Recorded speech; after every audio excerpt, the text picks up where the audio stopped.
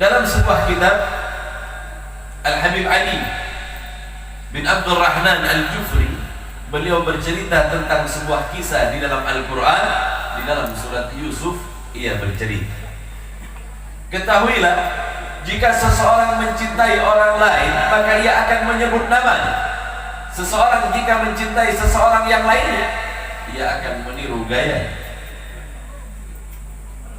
Kalau kita suka kepada baginda Rasul, kadangkala kita kemudian menamakan anak-anak kita dengan nama baginda Rasul sallallahu alaihi wasallam, yakni dengan Muhammad, sebagai bentuk kecintaan kita kepada baginda Rasul.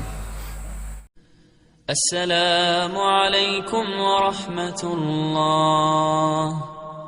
Assalamualaikum warahmatullah.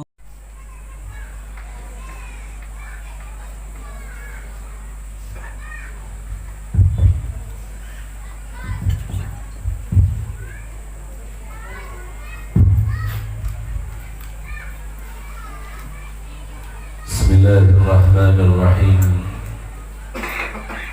Assalamualaikum warahmatullahi wabarakatuh.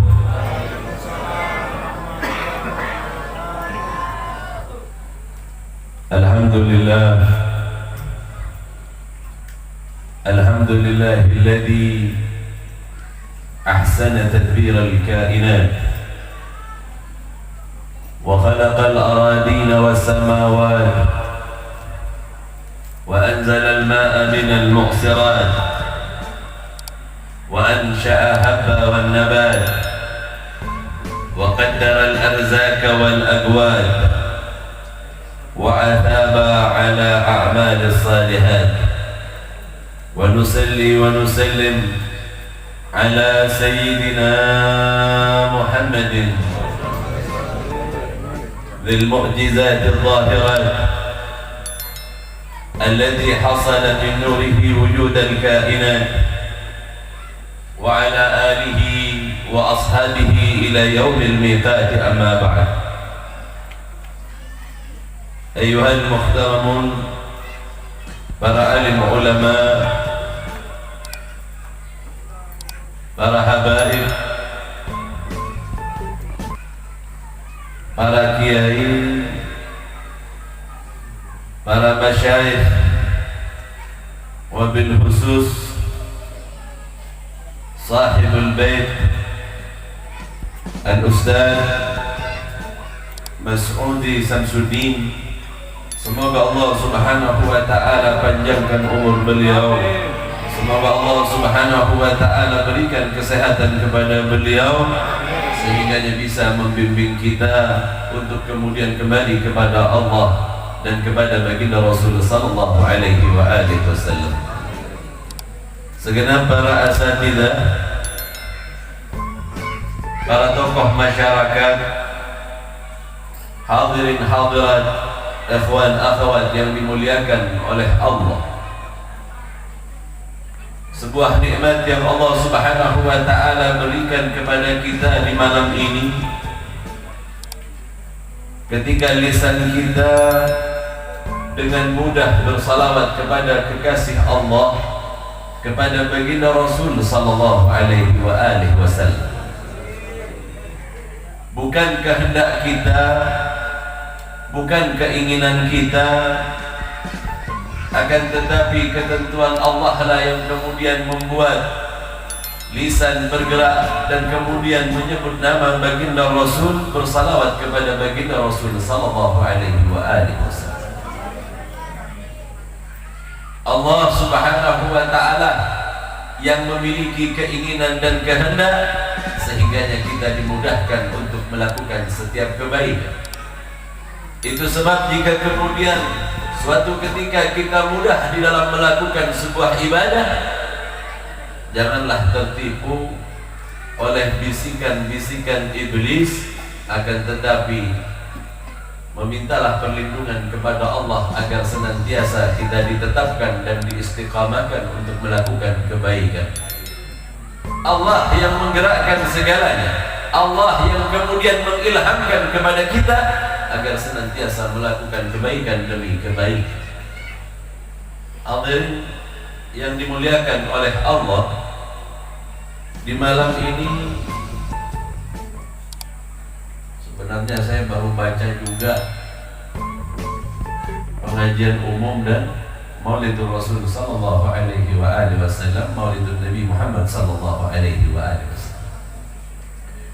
Satu hal yang terindah yang Allah berikan kepada kita ketika Allah menceritakan tentang baginda Rasul sallallahu alaihi wasallam kepada kita.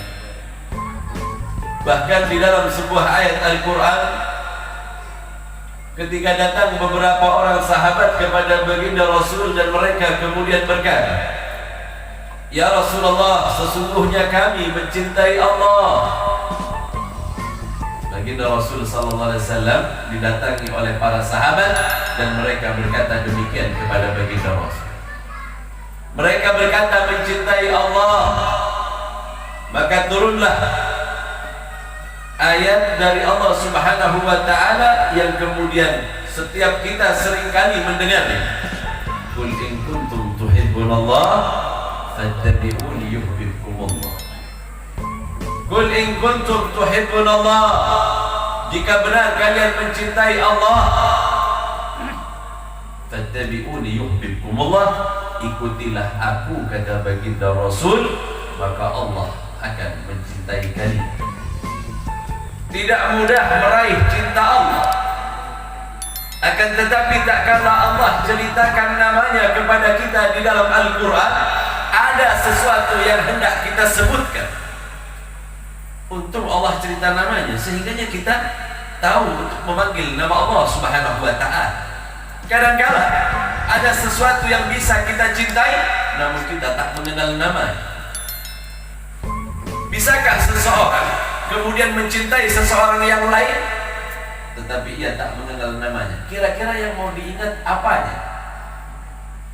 Kalau kita senang sama satu orang, dia punya nama, maka kemudian kita senantiasa menyebut namanya.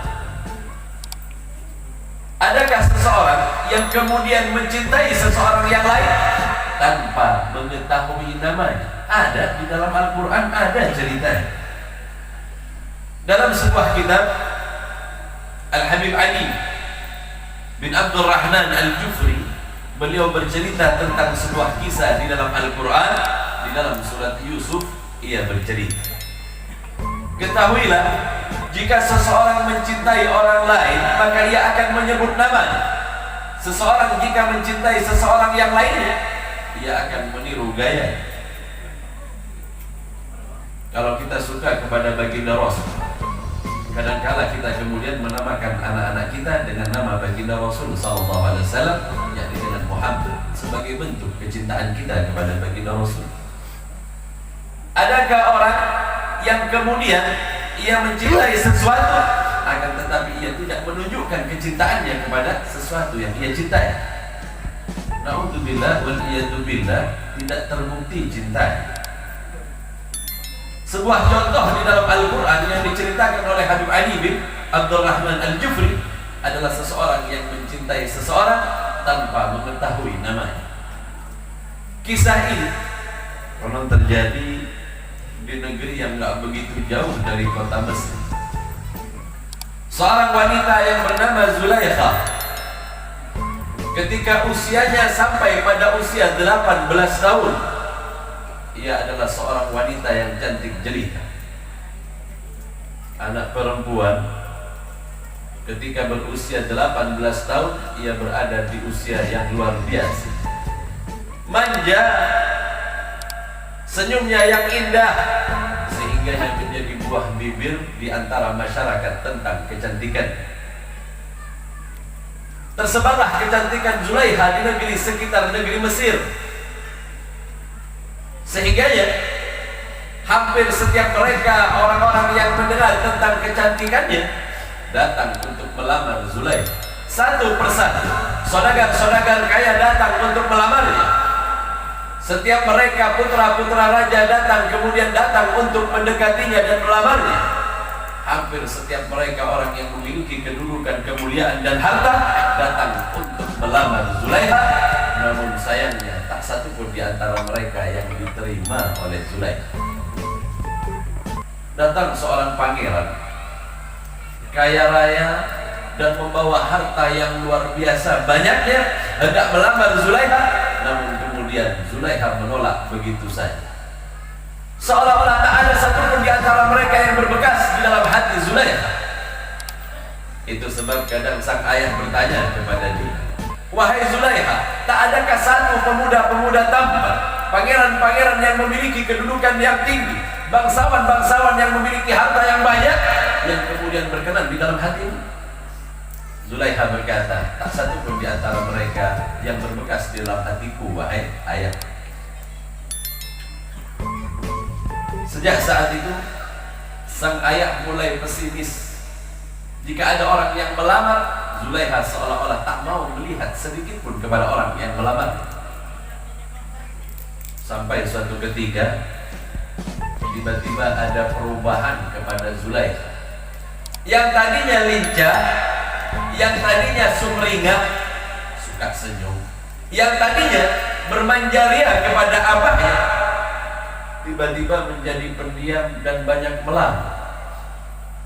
Abahnya bingung, Pak.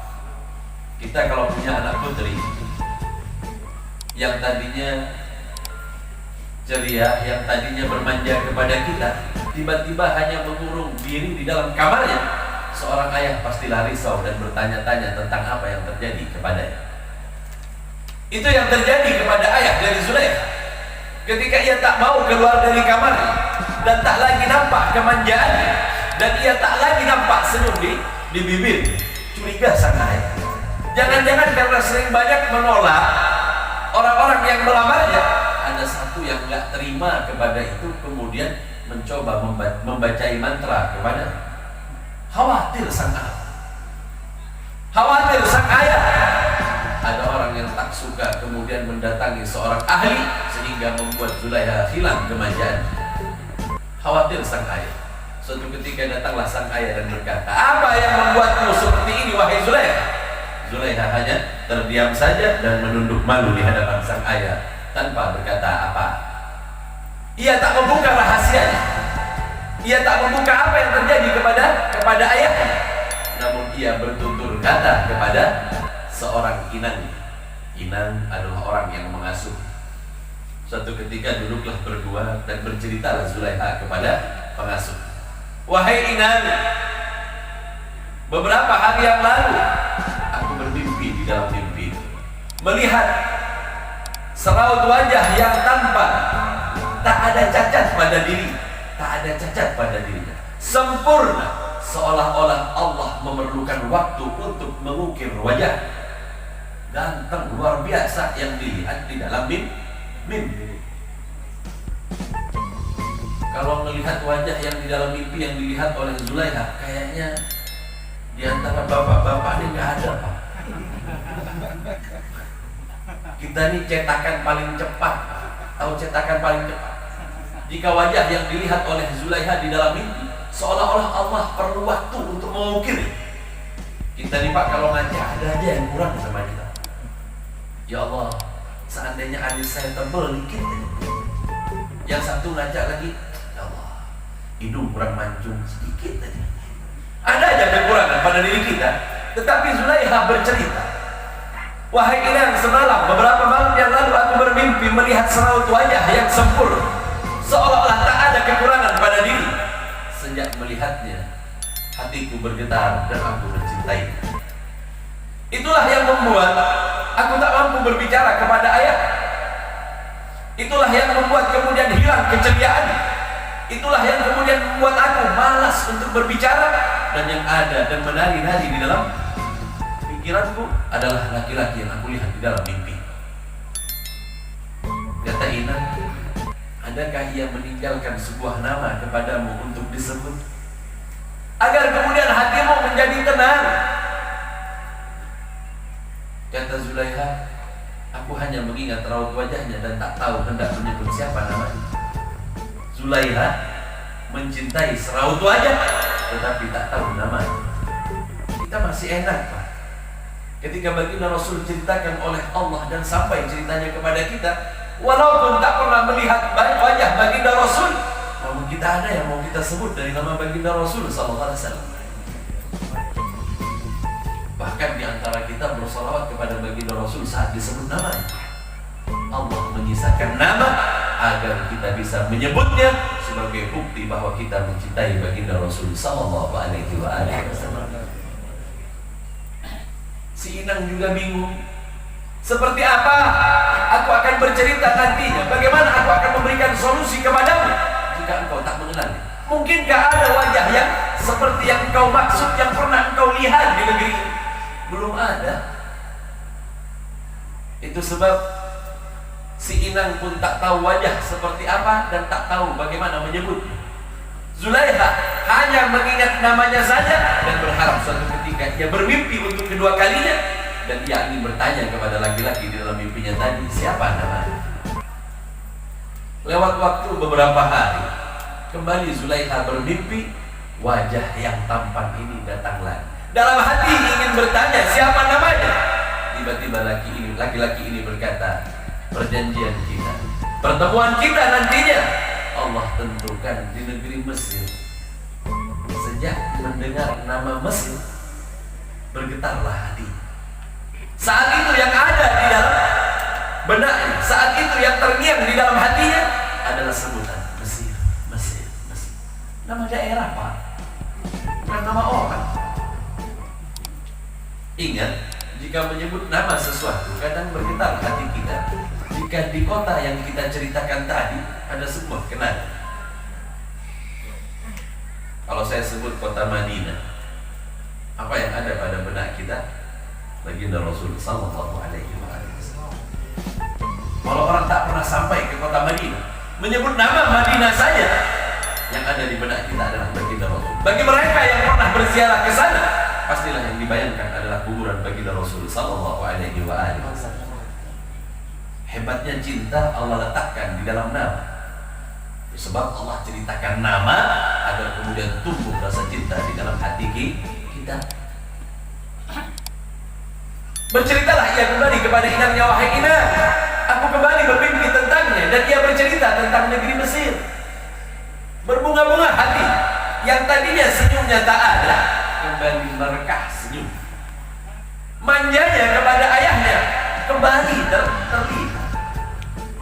Wajahnya yang luar biasa, senyumnya yang indah kembali nampak pada ayahnya. Maka sang ayah kemudian berkata, mungkin ia telah lepas dari mantra yang dibaca oleh orang yang tak suka kepadanya, tanpa mengetahui apa yang terjadi pada anak putri.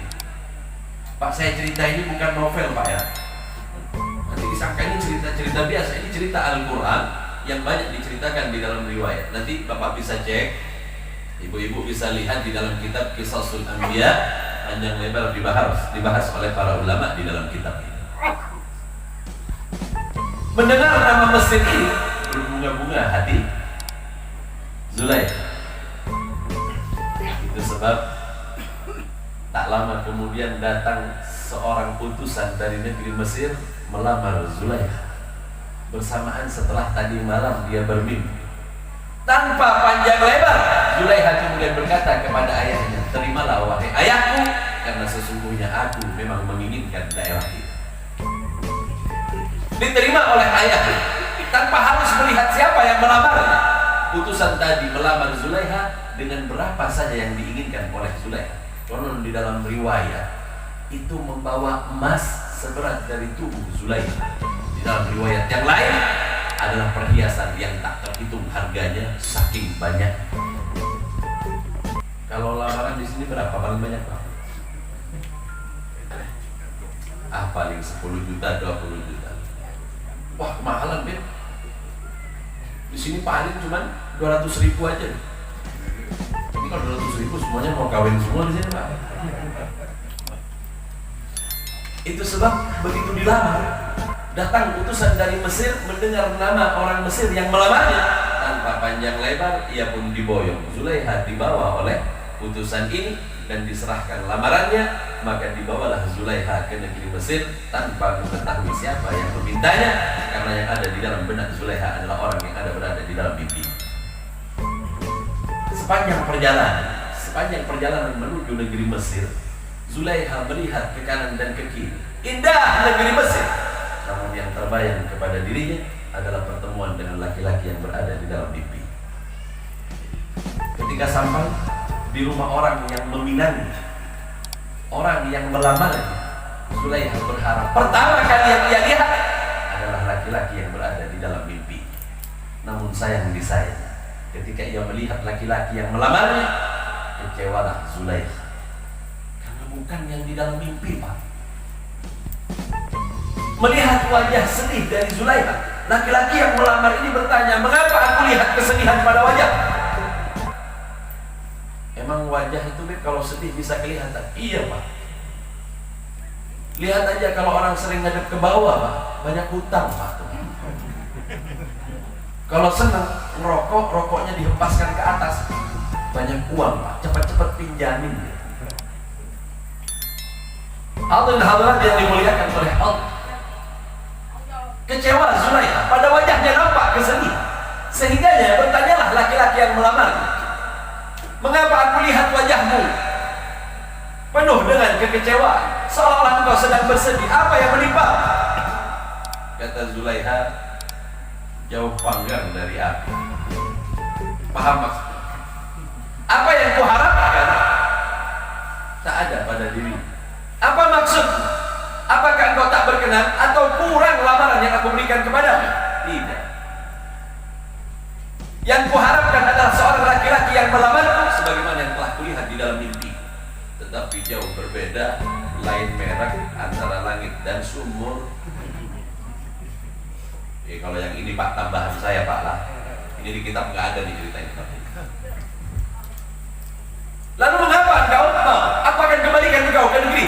Kata Zulaikha, di negeriku ada sebuah kebiasaan, jika telah dilamar dan diboyong datang ke tempat laki-laki, maka bagiku aib untuk kembali ke negeri. Aku tak akan kembali. Jika engkau menginginkan tubuhku, nikmati tubuhku ini, namun jangan pernah engkau berharap untuk mendapatkan cinta. Kayak judul film. Emang begitu ceritanya. Sehingganya bersedihlah sang suami. Sang suami pun berkata, aku tidak akan pernah berkumpul denganmu, aku tidak akan pernah menikmati tubuh sebelum nantinya engkau akan serahkan sendiri, dan saat itu engkau akan mencintaiku, kata sang suami. Berlalulah waktu. Setiap usaha yang dilakukan oleh suaminya belum pernah membuat Zulaikha tersenyum. Jika membeli sesuatu yang merupakan ciri khas dari sebuah daerah, dibawakan oleh-oleh dari daerah yang dikunjungi, diberikan hadiah kepadanya, belum pernah membuat Zulaikha tertawa, belum pernah membuat Zulaikha tersenyum, bahkan sedikit pun tidak melirik sama sekali. Berlalu waktu sekian lama, sampai kemudian tibalah waktu di saat Zulaikha telah berumur 40 tahun. Umurnya Zulaikha 40 tahun, 18 menikah, kemudian pada umur 40 tahun ia keluar bersama sang suami. Di tengah perjalanan tak ada sesuatu yang menarik Zulaikha. Cinta yang pernah muncul di dalam hatinya saat umur 18 tahun belum pernah tergerak kembali di dalam dadanya. Lambat laun ia pun mulai menghapus kenangan mimpinya. Lambat laun sudah tak nampak lagi, sudah mulai samar-samar wajah orang yang dicintainya yang dilihat di dalam mimpi. Berlalu sudah hampir berapa tahun lamanya? Kurang lebih 12 tahun lama. Suatu ketika diajaklah keluar. Sang suami berhasrat, berkeinginan agar kemudian Zulaikha tersenyum nanti. Lewatlah ia di sebuah pasar, di mana di pasar itu kemudian ada kerumunan manusia yang sama sekali tak menoleh kepada Zulaikha. Karena Zulaikha ini, Pak, kecantikannya luar biasa, indah kulit di dalam riwayat. Sehingganya biasanya kalau Zulaikha keluar dari rumah, hampir setiap laki-laki akan melihatnya. Namun kali ini ketika ia lewat di pasar, tak satu pun laki-laki yang melihat kepadanya. Bukan karena usianya yang semakin senja, bukan karena umurnya yang semakin tua, bukan. Tapi saat itu ada sebuah hal yang jauh lebih mengambil perhatian manusia, memandang kepada orang yang dilihat tadi, sehingga yang meninggalkan Zulaikha, dan tak satu pun di antara mereka yang melihat Zulaikha.